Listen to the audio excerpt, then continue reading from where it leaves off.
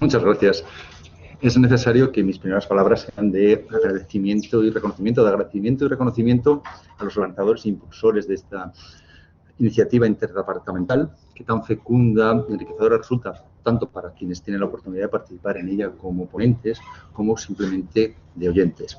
Aunque después de oír las palabras de presentación de Jesús Olavarría, debo apresurarme a contextualizarlas. Son palabras dictadas por el afecto y el respeto que nos profesamos desde hace muchos años y, por tanto, deben ser valoradas con mesura. Pero es que, además, una presentación de estas características es muy peligrosa. Genera en los oyentes unas expectativas que el ponente nunca puede alcanzar. Y yo no sé si atreverme para sugerirle que en el futuro, en la próxima presentación, vilipendie, critique o incluso denigre al ponente, porque de este modo le resultará al ponente más sencillo alcanzar o superar las expectativas que se hayan creado. En fin, en este seminario yo no he puesto a vuestra disposición ningún material elaborado por mí, pero las razones son diversas. La primera es que existe ya una literatura casi inabarcable en esta cuestión y cuando no se puede mejorar lo ya publicado, yo creo que es preferible guardar silencio.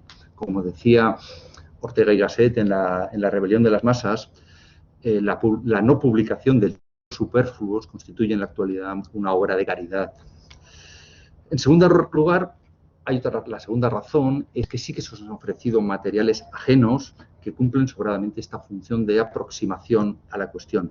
El artículo de Fernando Gómez y de Juan Alti constituye un compendio excelente del status questionis y, además, el artículo de Encarna Sánchez, uno de los tantos que se han enlazado, constituye un adecuado y sólido contrapunto.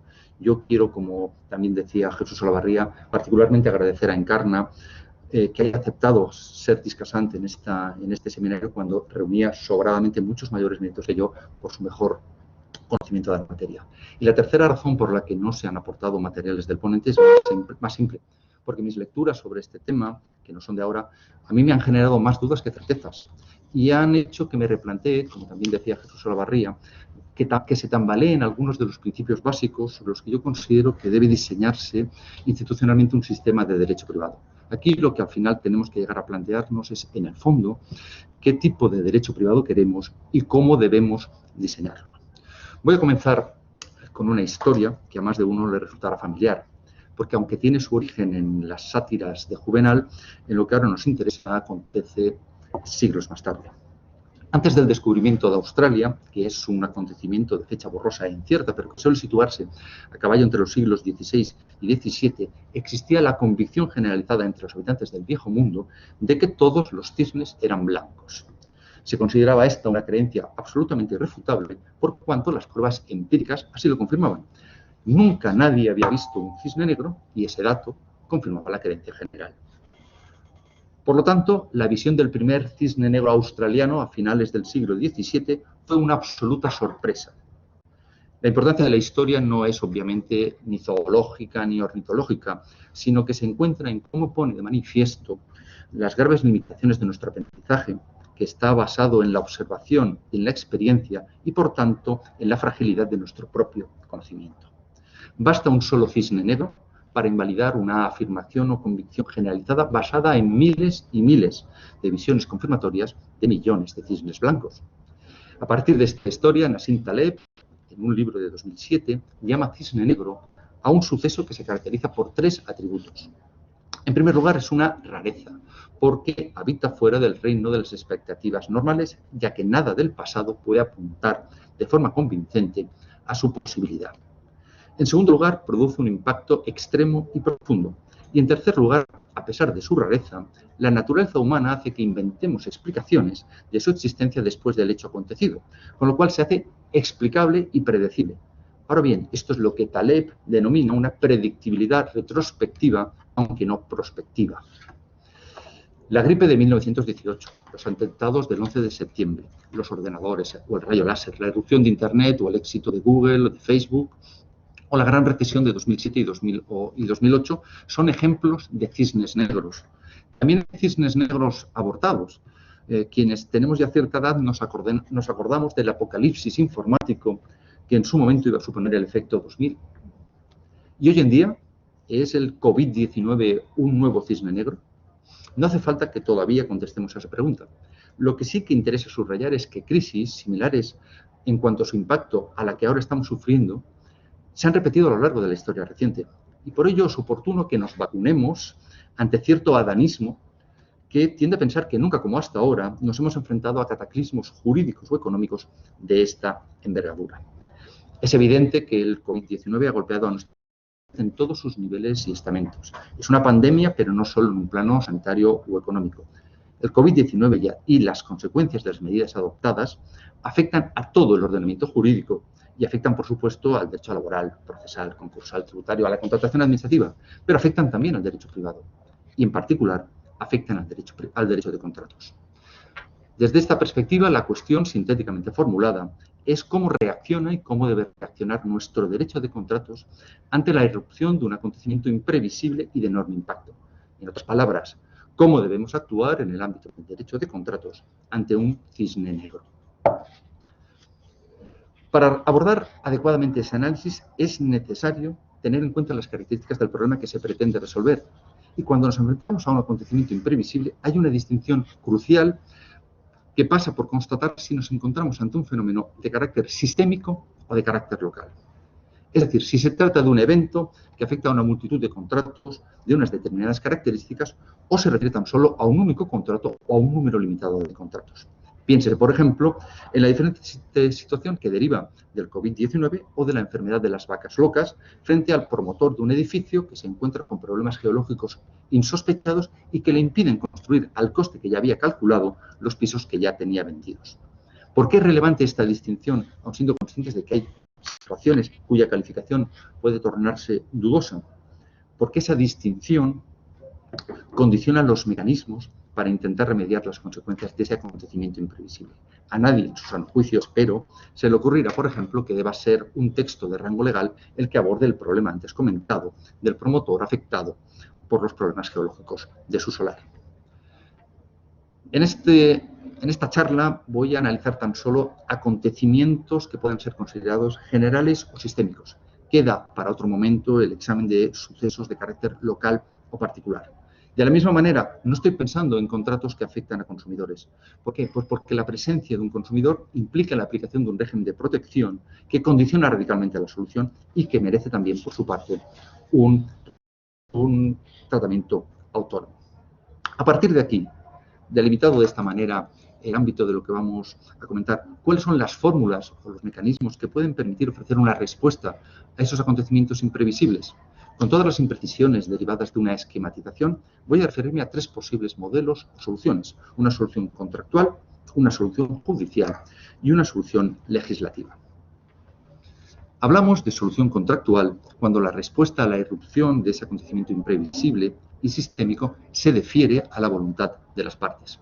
Es decir, son las partes las que en ejercicio de su autonomía privada proporcionan la respuesta a ese fenómeno.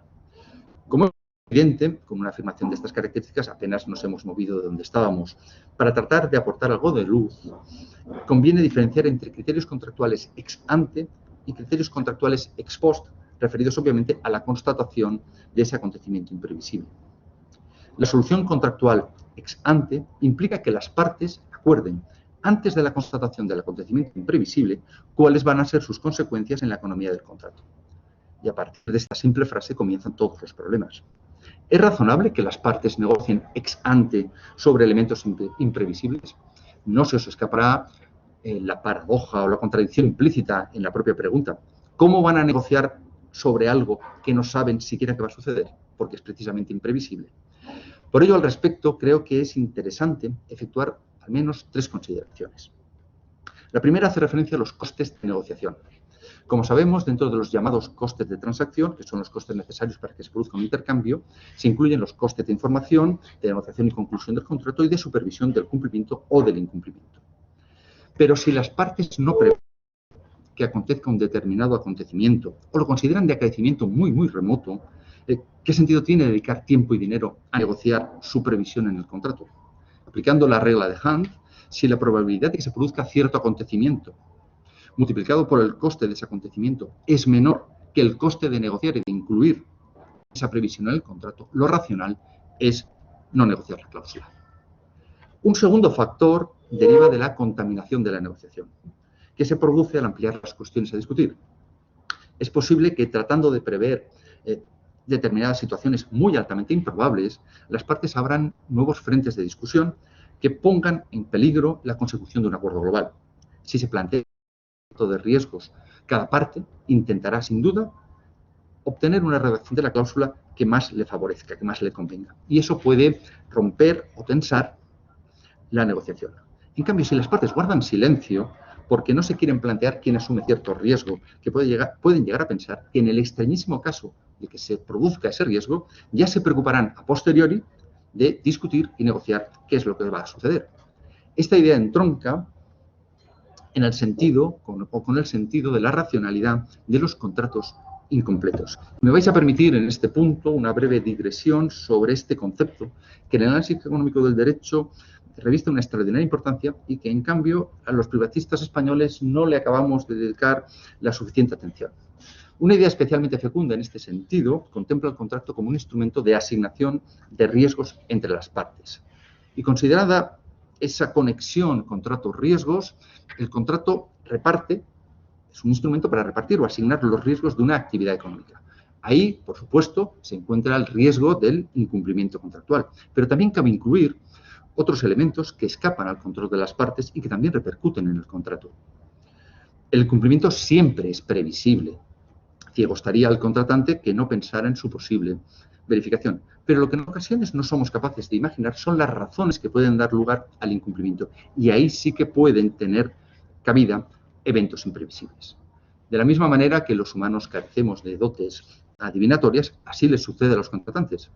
Este extremo demuestra su importancia cuando, por la amplitud del arco temporal en que va a desarrollarse el contrato, la posibilidad de que surjan acontecimientos imprevistos se multiplica. Es obvio que los contratantes no pueden predecir todos los acontecimientos futuros que pueden llegar a tener incidencia en el contrato. No existe el contrato completo. Todos los contratos son necesariamente incompletos. Y ante ello, la duda que nos debemos formular es si eso es sensato. Si es sensato el proceder de las partes que contratan, aun siendo conscientes de que no contemplan todos los posibles acontecimientos futuros. Y la respuesta es que sí. Asumir que el contrato es incompleto supone en cierta medida una respuesta pragmática a la constatación de las incertidumbres que envuelven al contrato, al contexto económico y jurídico. Se constata que es imposible prever todos esos acontecimientos y por ello no vale la pena alargar cuando esas estipulaciones a las que podrán llegar las partes no van a cubrir todos esos supuestos. Es, por tanto, según se ha llegado a defender, el contrato incompleto un modo alternativo de administración de riesgos, caracterizado por un procedimiento de decisión y asignación de riesgos a posteriori. Claro está que este enfoque es un enfoque que funciona muy bien en determinados sistemas y que tendría que ser revisado y adaptado, y ahí dejo la cuestión abierta, debería ser adaptada en sistemas donde el derecho privado se configura con un peso tan importante para el derecho dispositivo. Téngase en cuenta que al final la cuestión se traduce en la identificación de qué nivel de incertidumbre es asumible por las partes a celebrar el contrato. La pregunta se traslada. No se trata, pues, de perfeccionar un contrato completo porque sabemos que eso no puede ser, eso es imposible. Lo que importa es saber qué nivel de incertidumbre estamos dispuestos a tolerar. En tercer lugar, la tercera consideración que querría realizar es que cabe pensar que las anteriores consideraciones pueden salvarse limpiamente mediante el recurso a cláusulas generales de asunción de riesgos. Por retomar el que parece ser el ejemplo paradigmático desde el derecho privado de todas estas cuestiones, pensemos en un supuesto de arrendamiento de local de negocio. Sería una cláusula que dijera que ningún acontecimiento, suceso o incidencia que afectara a la actividad desarrollada por el arrendatario podría dar lugar a reducción, suspensión o eliminación de la renta. Y paralelamente, el arrendador asumiría cualquier riesgo derivado vinculado con la titularidad del inmueble objeto del arrendamiento. Una cláusula de este tipo tiene la ventaja de su aparente simplicidad. Dada su generalidad, facilita la negociación porque además no se aparta en exceso de lo que las partes en la fase previa al contrato consideran coherente con la posición que cada uno de ellos ocupa en la relación contractual. Pero entonces hay que preguntarse, ¿una cláusula de ese tipo, una cláusula general de asunción de riesgos, incluye también la asignación de riesgos imprevisibles para las partes? En mi opinión, la respuesta debe ser afirmativa, porque quien acepta una cláusula expresa por la que su prestación es inmune a la verificación de cualquier tipo de riesgos que afecten a su actividad, asume e internaliza los costes derivados de cualquier riesgo que presente esas características. Un fenómeno muy cercano es el de las cláusulas MAC, así llamadas por sus siglas en inglés, Material Adverse Change. Estas cláusulas son muy frecuentes, casi imprescindibles, en los contratos de adquisición de empresas para cubrir la aparición de nuevas circunstancias entre el periodo que media entre la firma del contrato de compraventa y el cierre de la operación. Su alcance se comprenderá mejor si se tiene en cuenta que estas cláusulas experimentaron un extraordinario aumento en Estados Unidos a raíz de situaciones como los ataques terroristas del 11 de septiembre, el paso del huracán Katrina en el 2005 o la explosión de la burbuja inmobiliaria. ¿Y para qué sirven estas cláusulas MAC? Las cláusulas MAC facultan al comprador para dar por terminado el contrato y no proceder a la adquisición, o en su caso, también, bajo ciertos supuestos, para renegociar sus términos cuando entre el momento de la firma del contrato y el cierre de la operación se producen circunstancias, acontecimientos, cambios, efectos que individualmente en su conjunto afectan o podrían razonablemente afectar de manera adversa y relevante a la compañía objeto de adquisición. La cuestión es que hasta la fecha, típicamente, las cláusulas MAC no permiten ser activadas cuando se trata de cambios globales en la economía, pero podemos llegar a plantearnos la ampliación del contenido de esas cláusulas. Notemos también que cuando los contratantes han diseñado un contrato a medida y han incluido una cláusula MAC, no creo que tenga sentido que se produzca una intervención externa de modificación de ese concreto equilibrio contractual. Hasta aquí me he planteado la hipótesis de cláusulas expresas de asignación de riesgos. Vamos a dar un paso más de extraordinaria trascendencia. Si admitimos la validez de las cláusulas expresas de asignación general de riesgos, ¿podemos admitir que en función de la posición ocupada por las partes en el contractual existe una asignación implícita de riesgos? Ello significa que, salvo que por las partes se pacte de otro modo o exista una disposición legal en contrario, todos los riesgos, es decir, todas las situaciones que afecten a los costes del cumplimiento ya se encuentran previamente asignadas en el contexto contractual. ¿Cómo podemos saber si efectivamente una parte ha asumido implícitamente un determinado riesgo? Ante todo, hay que tener presente cada tipo de contrato y cuáles son los riesgos que asume el deudor de cada prestación. El tipo contractual es, en este sentido, decisivo. Pero a partir de este punto, tenemos otros elementos que nos permiten delimitar si se ha producido o no una asignación implícita de los riesgos. Pensemos, por ejemplo, la comparación del precio pactado con el valor de mercado. Esa comparación nos puede poner de manifiesto una distribución de riesgos. En principio, un precio menor al de mercado implica una mayor asunción de riesgos por parte de quien debe abonar el precio. Y a la inversa, un precio mayor que el de mercado implica que sea quien no abona el precio quien asuma esos riesgos. No se os oculta que un planteamiento de estas características exige que pueda constatarse cuál es el precio de mercado y si existe o no diferencia. Y no siempre será así.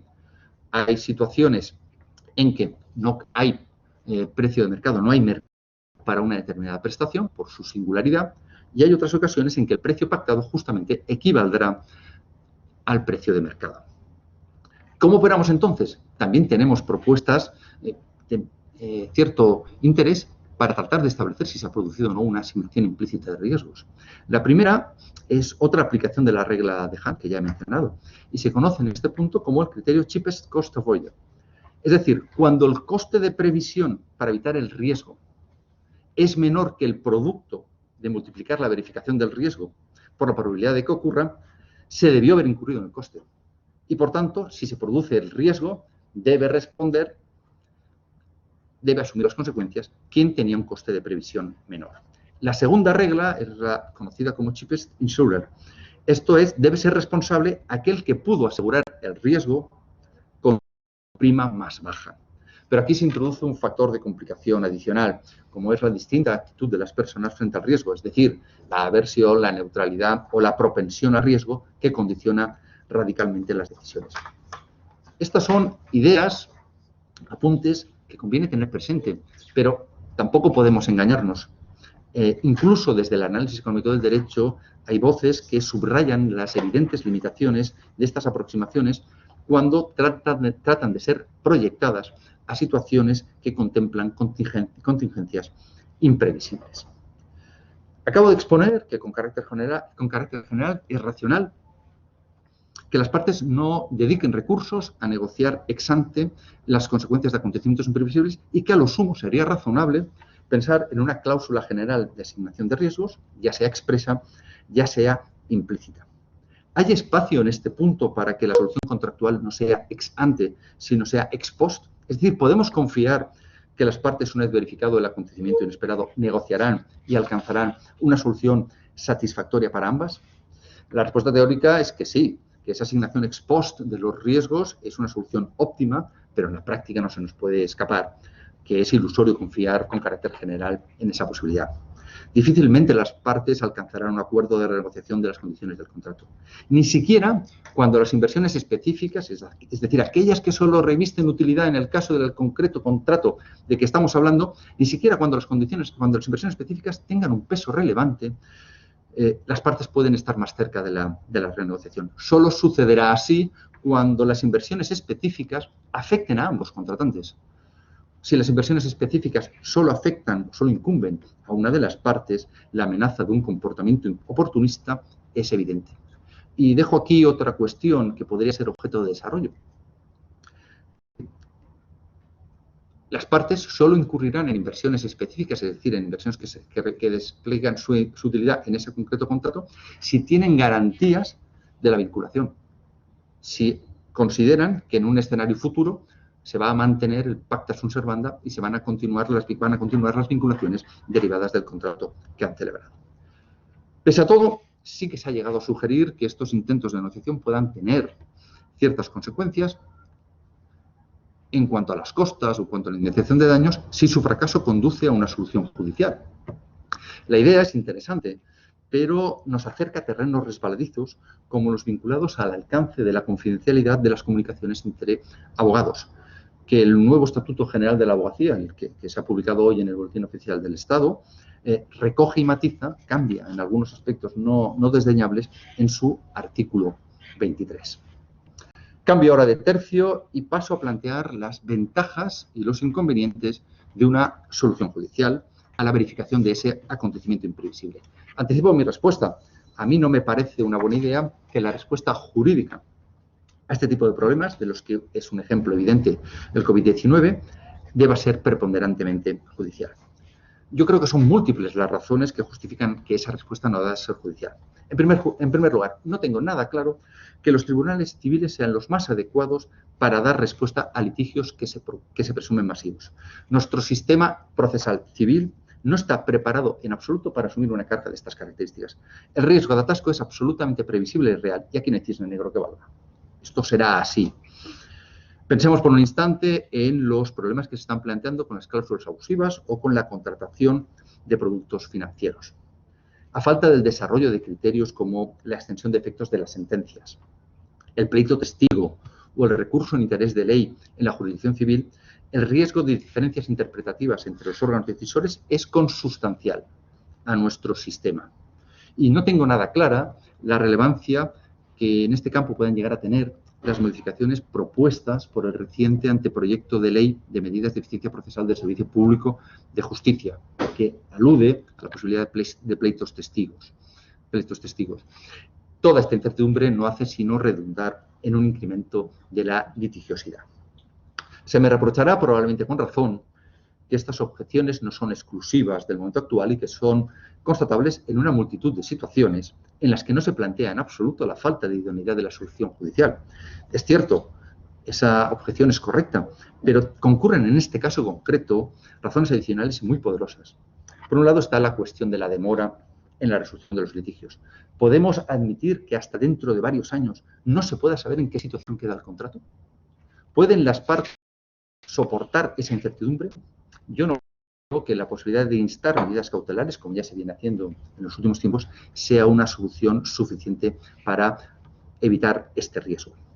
Pero, por otro lado, yo tengo muy serias dudas de que los jueces dispongan de la información suficiente para reconstruir el contrato y para adecuarlo a la situación actual. Nadie pretende, espero, una solución aparentemente salomónica consistente en repartir los costes o los daños por mitad, porque, entre otras cuestiones, para ese viaje no hacen falta alforjes judiciales. Además, otro factor es el de los costes de la litigiosidad. Estos costes no son solo soportados por las partes, sino que repercuten en todos nosotros a través de la financiación del servicio público de Administración de Justicia. Y algún día deberemos plantearnos con seriedad qué nivel de externalidades negativas estamos dispuestos a soportar en este ámbito. En el fondo, debemos recordar algo ya apuntado. ¿Son los tribunales civiles la solución para problemas sistémicos? Las sentencias solo ofrecen respuestas a conflictos singulares y concretos. Y cuando esos conflictos tienen carácter masivo, no parece la mejor de las soluciones una solución caso por caso. Tengas en cuenta, en fin, el riesgo de que los tribunales civiles efectúen una valoración puramente retrospectiva y no prospectiva, en los términos que ha descrito agudamente Farnsworth en El analista jurídico, cuya traducción española acaba de ser publicada. La pregunta es si los tribunales civiles son conscientes al decidir de las repercusiones de sus criterios en los contratos futuros. Es decir, su forma de solucionar los conflictos de los contratos presentes, cómo afecta a los contratos futuros. Queda, por último, analizar los pros y contras de la solución legislativa. Y tenemos ejemplos en la historia legislativa española. Las leyes franquistas de 7 de diciembre del 39, reguladora del desbloqueo, de 5 de noviembre de 1940, sobre contratación en zona roja. Una solución legislativa o normativa se caracteriza por ser siempre ex post a la verificación del acontecimiento imprevisible, salvo que se diseñe como un muy interesante artículo 1535 del Código Civil, y se caracteriza también por ofrecer una solución general a todos los contratos o conflictos involucrados. Una solución normativa, y esto es importante matizarlo, no significa prever una norma sobre la doctrina rebus, que haya de ser luego aplicada por los tribunales civiles, sino directamente la previsión de criterios de aplicación y de consecuencias que se activan de forma casi automática o mecánica y con poco margen para la apreciación discrecional. Obviamente, esta constatación implica que un elemento decisivo para valorar los beneficios o los inconvenientes de esta solución se encuentra en la adecuada delimitación de los supuestos de aplicación y de sus efectos. La bondad de la medida se diluye o incluso llega a desaparecer si la norma se diseña defectuosamente. Y tenemos recientemente ejemplos en ese sentido, un artículo que se acaba de publicar en el boletín, en los documentos de trabajo del Banco de España, un artículo de Lucio y Mora, donde pone de relieve los costes de la complejidad legislativa, de la cantidad de normas que se están dictando y, sobre todo, también, aquí este es un aspecto que no siempre se había analizado adecuadamente, de la escasa calidad de las normas que se están publicando en estos tiempos. Además, en otras épocas, la solución legislativa se hubiera tenido que enfrentar a una objeción temporal. Los tiempos de preparación y de redacción de una norma de estas características hubieran probablemente hecho desaconsejable recurrir a esta situación. Curiosamente, el uso y el abuso de los decretos leyes, y no solo en las cuestiones relativas a medidas vinculadas con la pandemia, elimina esa objeción. Por ello, con todas sus dificultades, que no ignoro, me inclino por una solución normativa, dado el carácter sistémico de la crisis que hoy afecta al entramado contractual. Con todos sus defectos, que no son pocos, quedarían para otra sesión del seminario, los decretos leyes 11, 15 y 35 de 2020, yo creo que apuntan en una buena dirección. Para completar estas reflexiones, un apunte adicional. ¿Cuál es la relación entre las diversas soluciones? En mi opinión, la solución legislativa o normativa debe ser subsidiaria de la solución contractual. Si las partes previeron ex ante o ex post un determinado criterio, ese criterio debe prevalecer frente a las posibles soluciones mucho más generales y abstractas del legislador.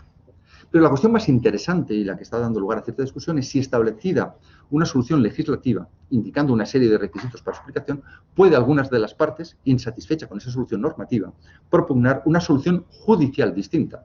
Pensamos en el caso español. No se ha suspendido la actividad del arrendatario, no se ha alcanzado una reducción de su facturación en al menos un 75%. ¿Puede ese arrendatario, que no está dentro del ámbito del Real Decreto Ley 35/2020, solicitar judicialmente esas medidas? En mi opinión, y esta es una cuestión tremendamente discutida, la solución normativa marca un entorno de relevancia. Si no se dan los requisitos previstos en esas normas, el legislador está mandando un mensaje muy claro. Las alteraciones son irrelevantes contractualmente. Más aún, incluso dándose esos requisitos, las medidas que se prevén no pueden ser, o no deberían poder ser alteradas mediante una solución judicial. Insisto que esta cuestión es discutida y que a falta de pronunciamientos judiciales la doctrina se encuentra dividida.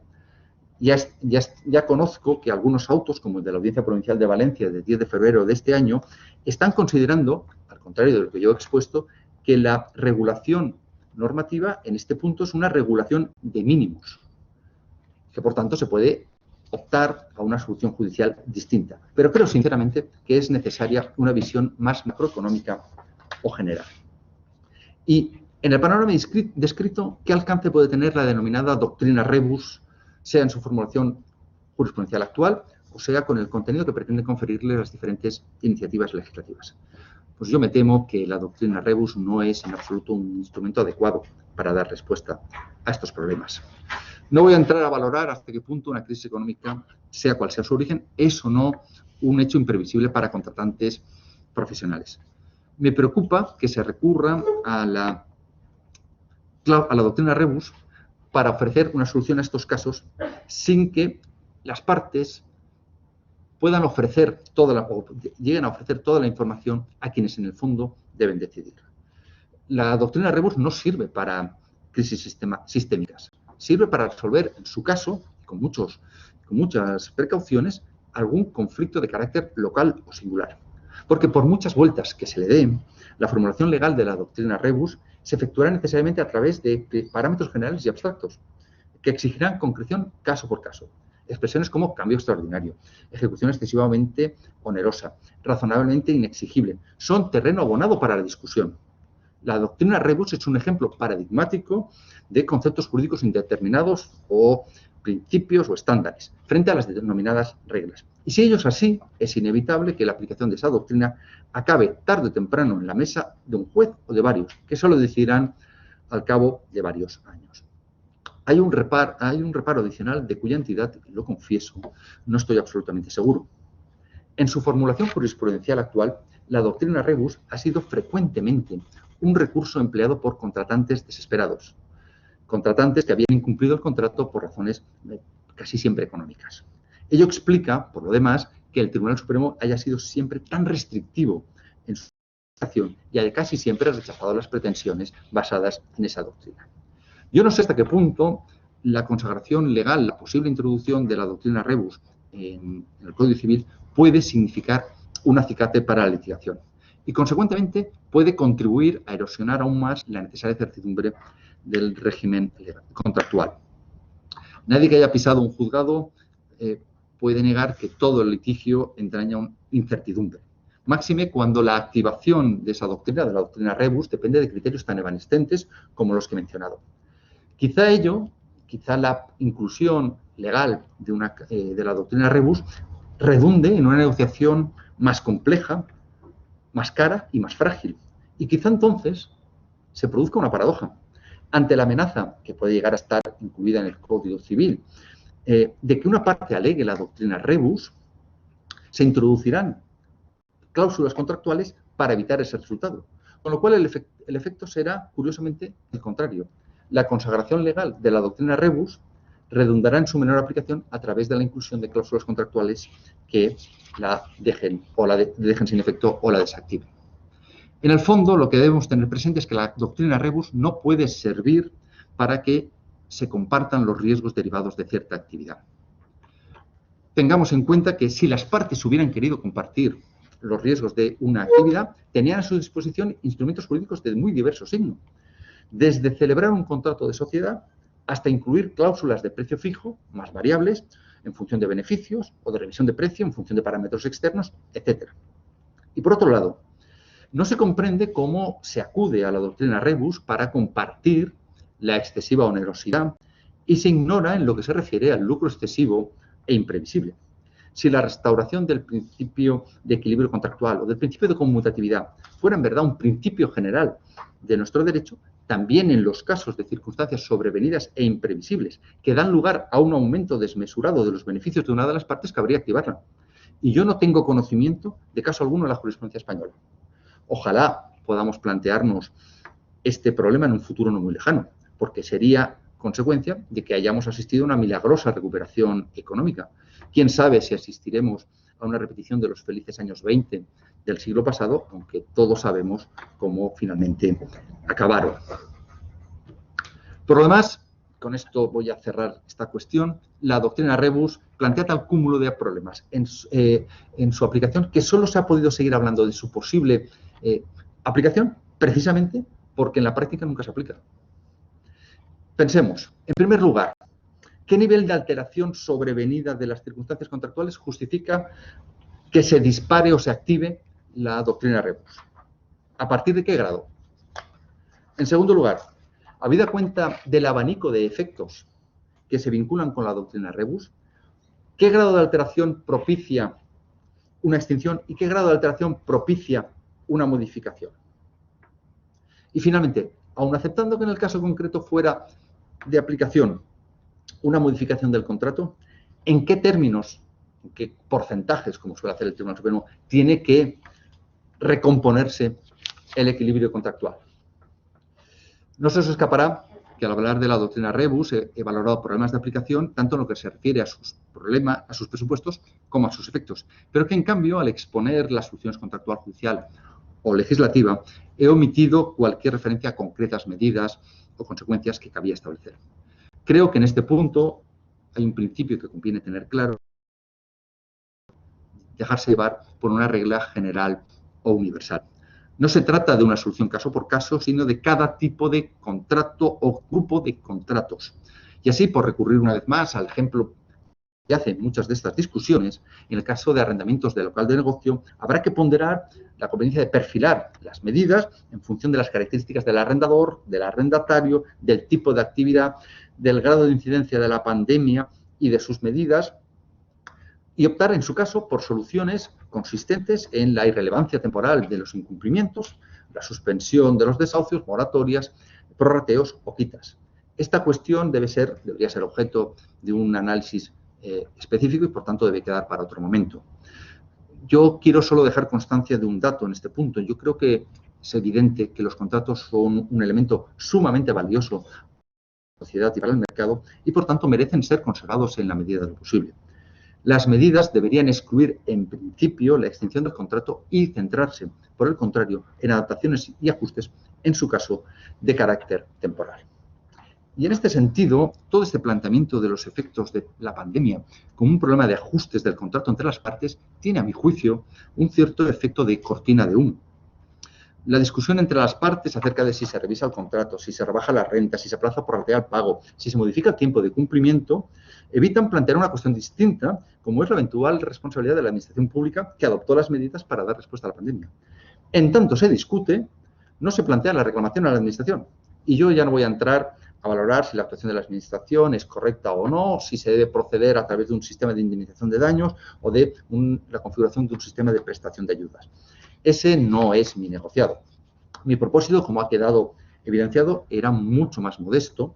Se trataba simplemente de exponer cuál era, según mi criterio, la mejor forma de ofrecer respuestas a esos acontecimientos imprevisibles y sistémicos que hemos llamado al comienzo de esta charla cisnes negros. Porque si algo nos enseña la historia, si algo nos enseñan los acontecimientos recientes, es justamente la previsibilidad de lo imprevisible. Es que los cisnes negros seguirán apareciendo y que lo único que podemos hacer no es preverlos, sino ser capaces de ofrecer las respuestas más adecuadas, eficaces y rápidas cuando aparezcan, porque de eso hemos de estar seguros. Volverán a aparecer. Muchas gracias.